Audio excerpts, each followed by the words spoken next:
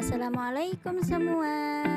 Dalam dunia perkantoran, ada salah satu sistem manajemen perkantoran yang mana bertujuan untuk mengarsipkan data-data atau berkas-berkas dalam sebuah institusi, perkantoran, perusahaan, dan sebagainya.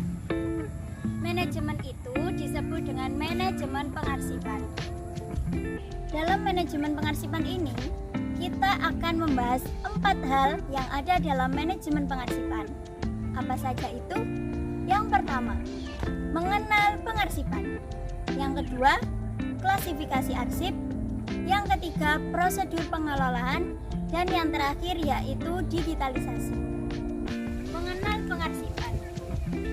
Pengarsipan merupakan suatu proses dimulai dari penciptaan, penerimaan, pengendalian, perawatan, serta penyimpanan berkas menurut sistem tertentu. Setelah mengetahui arti dari pengarsipan sendiri, berikut ini adalah jenis-jenis dari arsip serta siklus hidup arsip itu. Arsip dibagi menjadi 6 jenis. Ada arsip dinamis, arsip statis, arsip vital, arsip aktif, arsip khusus, dan arsip umum.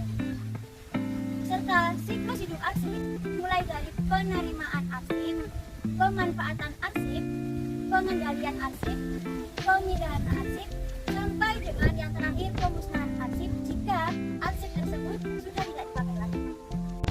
Dalam manajemen pengarsipan, dalam mengklasifikasikan sebuah arsip, ada 6 sistem yang digunakan dalam mengarsipkan. Yang pertama yaitu sistem alfabetis. Sistem alfabetis ini digunakan dalam pengarsipan dengan cara mengurutkan arsip sesuai dengan abjadnya mulai dari A sampai dengan Z. Yang berikutnya sistem numerik. Biasanya sistem numerik ini dipergunakan untuk sebuah dokumen atau data yang mana bersifat rahasia atau sangat vital. Berikutnya yaitu sistem geografis. Sistem geografis ini mengarsipkan sebuah data atau dokumen yang mana disesuaikan dengan lokasi atau tempat sebuah data ini ada. Yang keempat yaitu sistem subjek, mengklasifikasikan arsip atau data sesuai dengan topik dari suatu perusahaan atau kantor tersebut. Sistem klasifikasi arsip yang terakhir yaitu menggunakan sistem kronologis, yaitu menggunakan data yang mana data ini diarsipkan berdasarkan dari kronologis data tersebut. Manajemen pengarsipan yang ketiga yaitu prosedur pengelolaan arsip. Dalam pengelolaan arsip ada beberapa prosedur yang dipergunakan. Yang pertama dalam tahapan penyimpanan arsip. Dalam tahapan penyimpanan arsip ini, yang pertama yaitu dilakukan pemilihan serta penyimpanan dokumen mana yang akan diarsipkan. Setelah dipilih, dokumen atau data yang akan diarsipkan tersebut diindeks dengan cara sistem alfabetis atau sistem lainnya yang digunakan dalam kantor tersebut. Prosedur yang berikutnya yaitu prosedur dalam pengambilan atau peminjaman suatu arsip berdasarkan kesepakatan dari kedua pihak, yaitu dari yang berwenang mengarsipkan dan yang kepala pengarsip tersebut. Kemudian prosedur yang berikutnya yaitu prosedur penyusutan.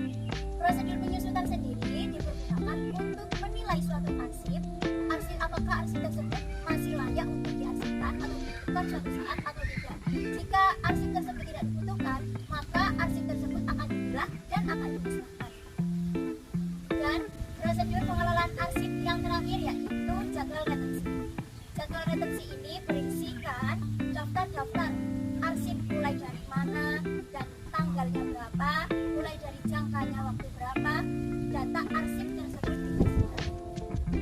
Manajemen pengarsipan yang terakhir yaitu digitalisasi arsip. Digitalisasi arsip merupakan proses pemindahan arsip yang mana semula dari berupa analog atau dokumen biasa seperti kertas atau lembar-lembaran yang ditumpuk di gudang atau penyimpanan lainnya, kemudian dipindahkan menuju ke digital atau biasanya disimpan di Google Drive dan sebagainya. Yang mana tujuan dari digitalisasi arsip ini untuk melestarikan dan menyebarluaskan data arsip ke masyarakat luas jika data tersebut memang dibutuhkan.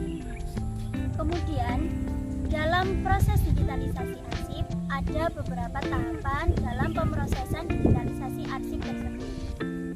Yang paling penting dalam pemrosesan digitalisasi arsip ini harus membuat keputusan yang mana digitalisasi arsip ini dibuat untuk perencanaan jangka panjang.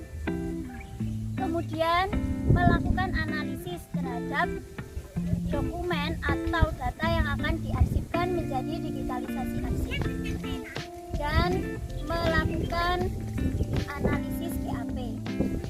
Yang kemudian melakukan master plan. Yang ketiga, melakukan pendanaan untuk proses digitalisasi arsip. Setelah dilakukannya pendanaan untuk melaksanakan digitalisasi arsip, maka yang berikutnya yaitu pelatihan untuk staf-staf. Yang kemudian membuat prosedur SOP dan yang terakhir yaitu pelaksanaan digitalisasi arsip. Sekian yang bisa saya sampaikan, kurang lebihnya mohon maaf. Wassalamualaikum semua.